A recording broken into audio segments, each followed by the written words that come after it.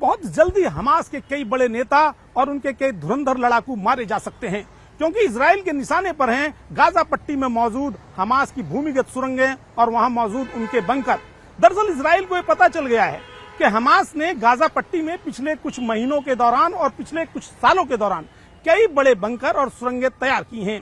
ये सुरंगें और bunker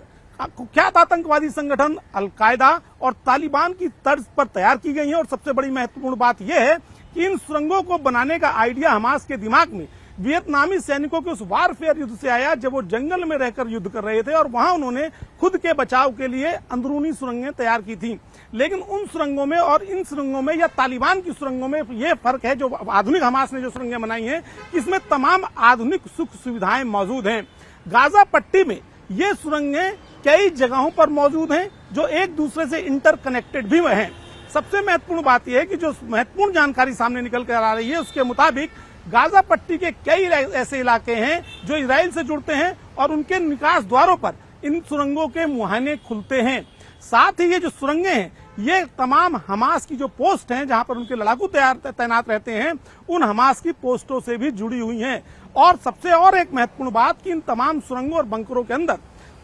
Hamas के खतरनाक लड़ाके तैनात किए गए हैं, जिससे कोई बाहरी आम आदमी इन सुरंगों के अंदर प्रवेश न कर सके और इन बंकरों में मौजूद उनके लीडरों को कोई नुकसान न पहुंचा सके।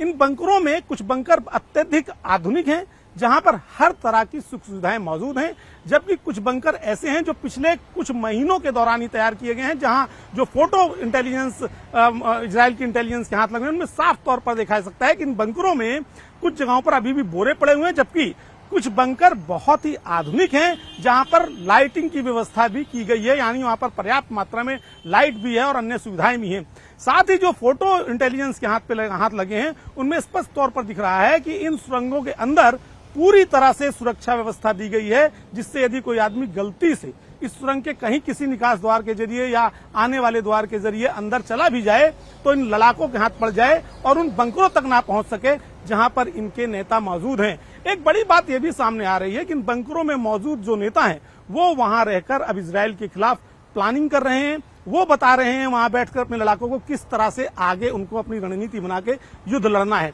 ये तमाम जानकारी इजराइल को अपनी खुफिया एजेंसियों के जरिए हाथ लगी है और यही कारण है कि पिछले 12 घंटों के दौरान इजराइल ने इन भूमिगत सुरंगों को टारगेट करके हनोन इलाका जो गाजा पट्टी का है वहां पर टारगेटेड करके इन सुरंगों को टारगेट किया है 3 जगहों पर। हालांकि अभी तक आधिकारिक तौर पर ये सूचना नहीं आ पाई है कि इन सुरंगों पर जो हमले हुए हैं उस दौरान कितने लोग मारे गए, लेकिन बहुत जल्द ही गाजा पट्टी में मौजूद इन सुरंगों में इजराइल और बड़े हमले करेगा और बड़े पैमाने पर हमले करेगा, क्योंकि इजराइल की जासूसी एजेंसी को अब ये पता चल चुका है कि हमास के तमाम बड़े लीडर इन्हीं सुरंगों में मौजूद हैं और अब जो उनके द्वारा ऑपरेशन चलाया जा रहा है इन्हीं सुरंगों में मौजूद बंकरों के जरिए चलाया जा रहा है। लिहाजा अब इजराइल का पूरा टारगेट और उनकी पूरी सुरक्षा व्यवस्था उनके इन भूमिगत सुरंगों और बंकरों को भेदने में लगी हुई है और उनकी सबसे पहली कोशिश यही है कि किसी भी तरह से इन बंकरों को, इन भूमिगत सुरंगों को पूरी तरह से तहस नहस कर दिया जाए, टारगेट करके तहस नहस कर दिया जाए, जिससे उनके तमाम नेता जो वहां पर मौजूद हैं वो पूरी तरह से उसी के अंदर दफन हो जाएं। हो सकता है कि आने वाले कुछ ही दिनों में इन बंकरों और सुरंगों में हमास के कई बड़े लीडरों के मरने के समाचार भी सामने आए, क्योंकि इजराइल अपनी पूरी ताकत से गाजा पट्टी पर हमला शुरू कर चुका है और जल्द ही आ सकते हैं हमास के कई बड़े नेताओं के मरने की खबर।